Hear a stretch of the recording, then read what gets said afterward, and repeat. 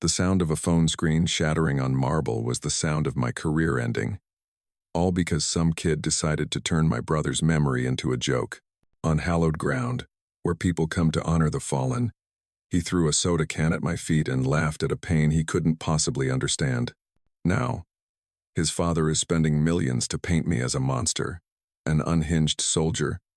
They want to strip me of everything, my career, my honor, and even the memory of Owen. But they made one fatal mistake. They dug too deep, and what they found might not bury me. It might just bury their own son. The question now is, when the truth is crueler than the initial insult, who does justice really belong to? My name is Silas Thorne, a sentinel at the eternal days. Discipline is the only thing I trust, the only thing that keeps me upright each day. I don't show emotion. I don't allow for error. This duty doesn't require thought. It requires perfection. Inside, each of the 21 steps is an oath. An oath to my brother, Owen. Today marks the 5th anniversary of his death. Even ironclad discipline has a hard time hiding that kind of grief. Amid the solemn atmosphere, my attention was pulled, not by a threat, but by a dissonance. First was the man in the expensive suit, whose only physical presence was here while his mind was glued to his phone screen. Beside him, his wife hid behind sunglasses, her posture radiating fatigue and boredom, and wedged between them was the source of the irritation. A kid, about 13, constantly fidgeting. The three of them weren't here to remember. They were here just to say, they were here. The kid's voice cut through the quiet. So boring. What's so great about watching some guy walk back and forth? The kid's voice broke my concentration. It wasn't just noise. It worked its way into my head like a hairline crack. I kept walking, trying to hold the rhythm. And then, he made his move. The dry thud of the soda can hitting the stone caught my attention. A sticky, dirty splash hit the perfect surface of my boots. My anger didn't flare up. It crystallized, cold, dense, and sharp. On any other day, this might have just been the act of a stupid kid. But today, Owen's day, it was a clear act of desecration. I kept walking. 21 steps. Turn. Perfect. The kid burst out laughing, clearly proud of his little joke. He didn't stop there. He stepped over the rope, violating the sacred space. His phone held high, ready for a selfie. His smirk, the way he turned sacrifice into a cheap backdrop. That was the line. Thousands of hours of training to make my body a tool for my duty. To eliminate all emotion, it all became a distant concept. My movement wasn't a reaction. It was a decision. One step, arm out, quick and clean. My white-gloved fingers closed around the phone before the kid could even register it. I didn't throw it. I just let go. The sound of the screen shattering on the marble. Shattering. The sound was dry, definitive. It wasn't a gunshot, but it said everything. I had crossed the line. I returned to my post, continued walking. On the outside, nothing had changed. But inside, I knew I had just failed. Not the military, but Owen. The sound of that failure hadn't even faded when the heels of Sergeant Miller clicked on the stone behind me. He was the relief guard, always ready for an emergency, and I had just become an emergency. Miller said nothing. He didn't have to. As we drew level, his eyes behind his sunglasses said it all. Your watch is over. We switched places with a precise movement, a silent ritual we'd practiced hundreds of times. But this time, it was real. 2 military police officers appeared, walking silently on either side of me. They didn't touch me, but their presence was heavier than handcuffs. As we moved, the crowd parted. I could feel hundreds of eyes on me. I was no longer the sentinel. I was the problem that needed to be handled. My eyes scanned the mess I had created. The Price family no longer looked smug. The father, Alistair, had his phone out, but this time not for browsing. His voice was low and urgent. I didn't need to hear to know who was on the other end. A lawyer. It's always the first move for people like him. The mother, Isabel, was trying to shield her son, a panicked look on her face. And the kid, Jackson, he wasn't laughing anymore. His face was pale as he saw federal officers approaching. The arrogance had evaporated, leaving only a 3-year-old kid realizing the world wasn't his personal playground. They took me to a small room, 4 white walls and a steel table. Captain Petrova walked in, shutting the door behind her. The click of the lock was decisive. She placed a file on the table. "Do you understand the severity of this situation, Thorne?" she asked, her voice devoid of emotion. "Yes, Captain. You assaulted a minor civilian. You destroyed private property. And most importantly, you abandoned your post while on duty. Do you have anything to say for yourself?" I was silent for a moment. Excuses were pointless. "No, Captain." She nodded, as if she expected that answer. "You are suspended indefinitely, pending the outcome of a formal investigation. Surrender your insignia and await orders in your quarters. Understood?" "Understood." I walked out of that room no longer a sentinel, just Silas Thorne. The war outside the war of lawyers and media had begun. But for me, the real war was on the inside. He had broken protocol for Owen, but in doing so, I had also broken the oath I made to him, and that was a failure no ceremony could hide. The silence in my room was a stark contrast to the storm brewing outside. I didn't need to turn on the television or go online to know. The whispers in the hallway, the sideways glances from my fellow soldiers. I had become a story. The call came in the afternoon. "Colonel Kendrick wants to see you." Colonel Kendrick's office was neat and orderly, everything in its proper place. It was the world I belonged to, a world of rules and discipline. But now, I felt like an outsider. He didn't ask me to sit. He just turned the computer monitor on his desk towards me. It was filled with clips and news headlines. The video, shot from a dozen different angles, sensational, dramatic. "This is the world out there, Thorne," the colonel said, his voice even. "To half of them, you're a hero. To the other half, you're a menace, an out-of-control soldier who attacked a child." He turned the monitor back. "I don't care what the world out there thinks.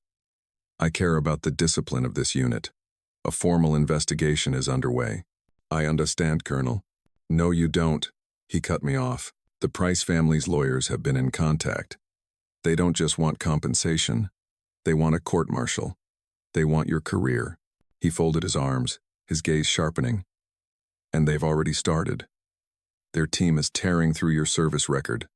Every mission, every report, every commendation. They're looking for anything, no matter how small, to prove you're unstable." I stood there, silent. I was prepared to face the consequences from the military. That was justice, but this was something else. This was a fight. They didn't just want me punished. They wanted me destroyed, to paint me as the villain so their son could be the victim. "Do you have anything to say, Thorne?" the colonel asked. This time my answer was different. "Yes, Colonel," I said, my voice steady. "I took an action, and I will take responsibility for it.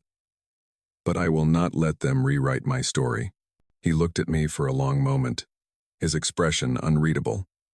"Good, because this fight isn't going to happen online. It's going to happen in a hearing room." Leaving his office, I realized this whole mess had shifted. It was no longer just about my personal failure to Owen. Now, my honor, my years of service, and even his memory were all on the line, and I wasn't going to let them take that from me. The next few days passed in a state of tense anticipation. I was confined to my quarters, my time revolving around preparations for the hearing. A military lawyer was assigned to me, a young captain named Evans. He was efficient, professional, but I knew our chances were slim. The video evidence was damning.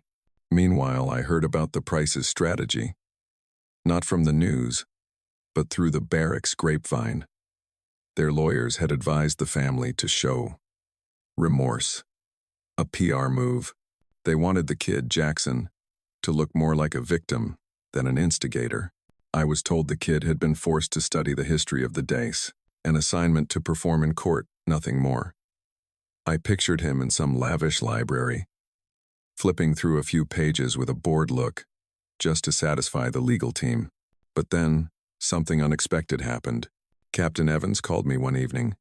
"Thorne, there's something you should know." His voice was a little strange.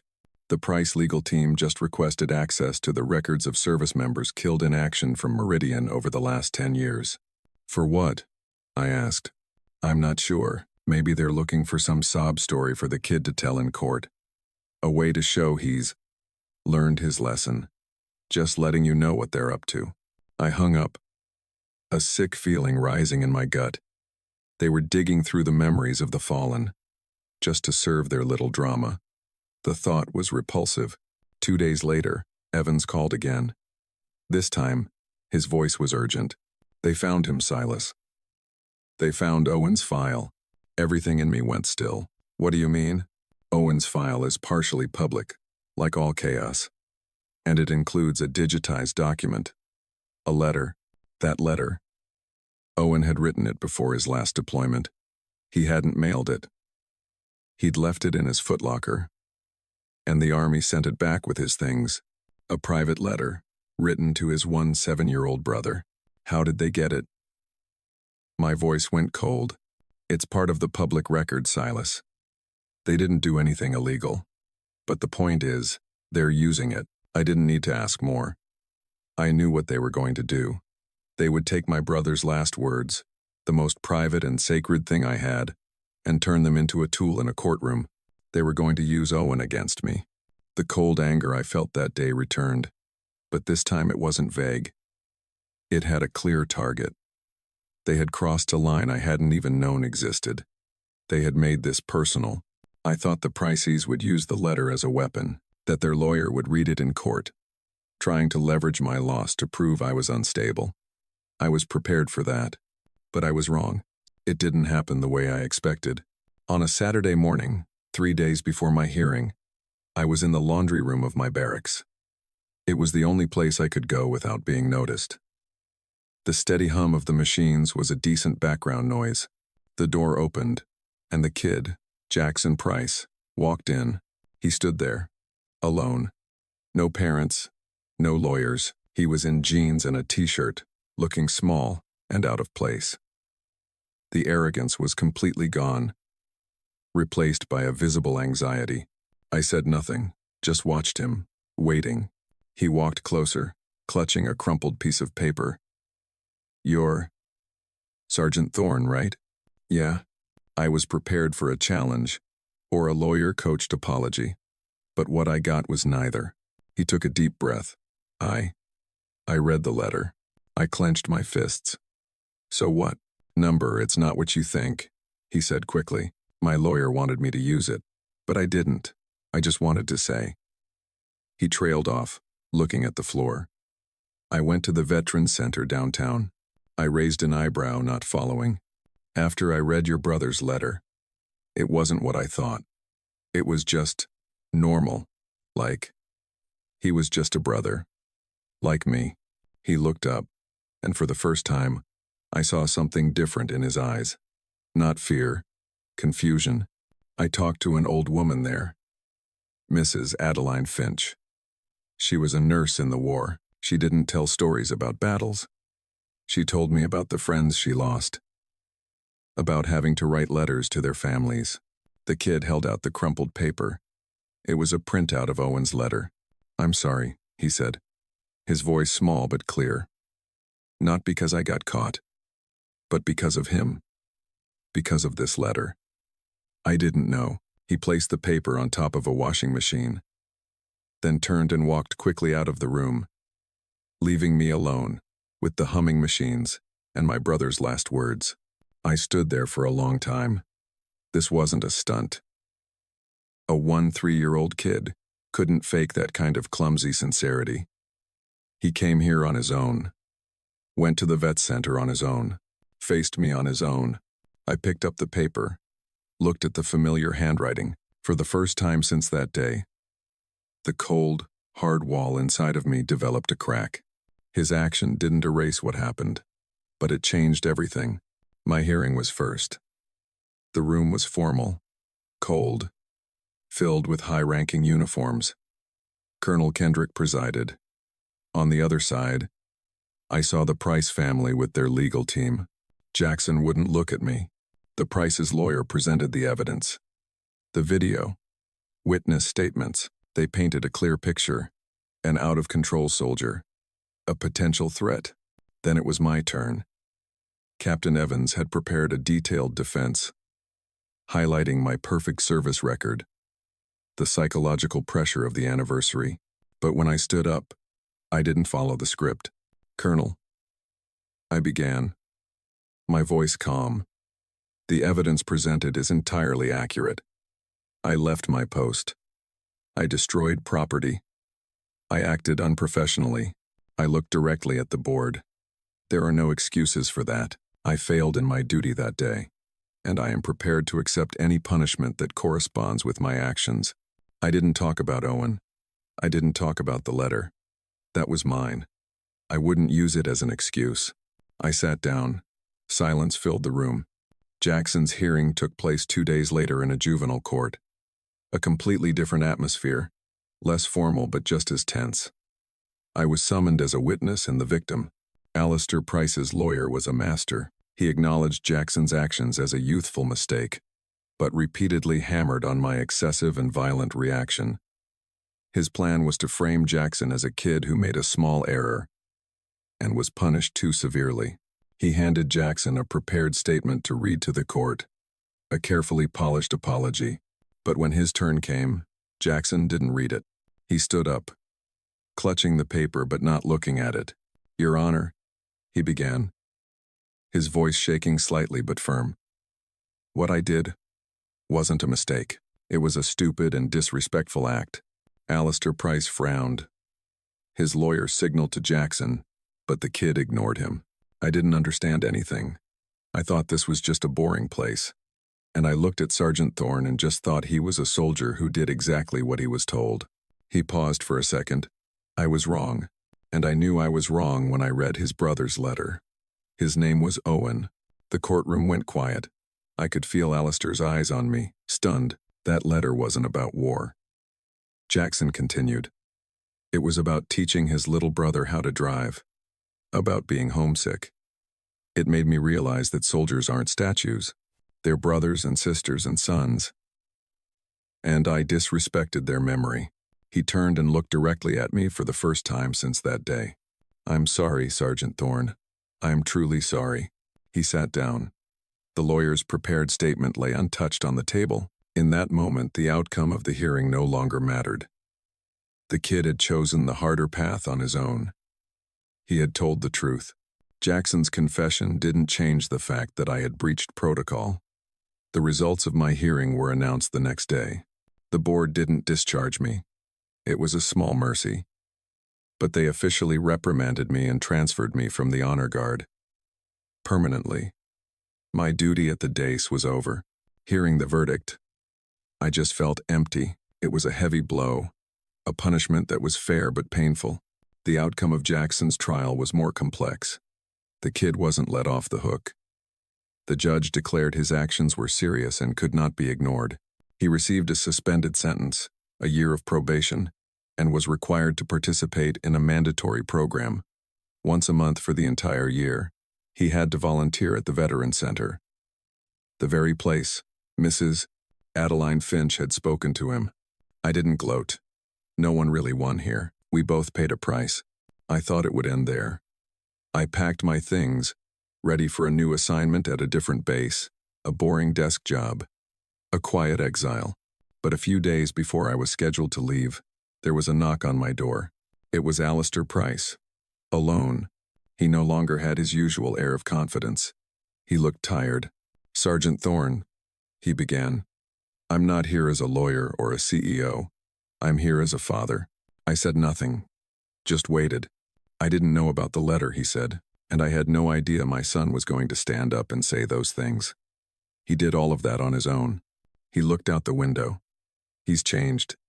This incident, it changed him. And maybe me, too. He turned back to me, and for the first time, I saw something other than arrogance in his eyes. I'm not here to apologize for what he did. He did that himself. I'm here to thank you. I frowned. Thank me? You could have destroyed him in court, he said. You could have told your story about your brother to make him look like a monster. But you didn't. You accepted your own responsibility professionally. You gave him the chance to see his own mistake. He held out his hand. Good luck with your new post, Sergeant. I looked at his hand for a moment, then shook it. It was a firm handshake. I never received a letter from Jackson. I didn't expect one. His apology was said where it mattered most. As I finished packing my footlocker, I found Owen's letter. I read it one more time. The words were simple, full of hope. Maybe I hadn't failed him after all. Maybe, somehow, his legacy wasn't just in my perfect steps. It was also in the change of a defiant kid, and in a father who finally saw his own son. I never returned to the eternal days as a guard. My new assignment was just as I predicted. Paperwork, reports, numbers, necessary work. But soulless. My punishment wasn't a demotion. It was mediocrity. Occasionally I'd get updates on Jackson Price from Captain Evans. He kept in touch. The kid didn't just serve his sentence. He truly spent time at the Veterans Center. Not just to show up. He helped them organize records, clean, and most importantly, he sat and listened to the veterans' stories. He became a familiar face there. Our story, after it died down, became a lesson taught at the academy, not as a tale of heroism, but as a case study on discipline, pressure, and the limits of a soldier. My name and Jackson Price's were linked to a mistake, but also to a lesson. A year later, on the anniversary of Owen's death, I decided to go back to Meridian, not as a soldier. I wore civilian clothes, blending in with the tourists. I stood at a distance, looking towards the dais. A new sentinel was executing the walk perfectly. Everything continued, solemn and unchanged, as if I had never been there. And then I saw him, Jackson Price. The kid was standing in a corner, also alone. He was a little taller, thinner, and the restlessness was gone. He wasn't holding a phone. He just stood there, hands clasped behind his back, silently watching the guard. His gaze no longer held mockery or boredom.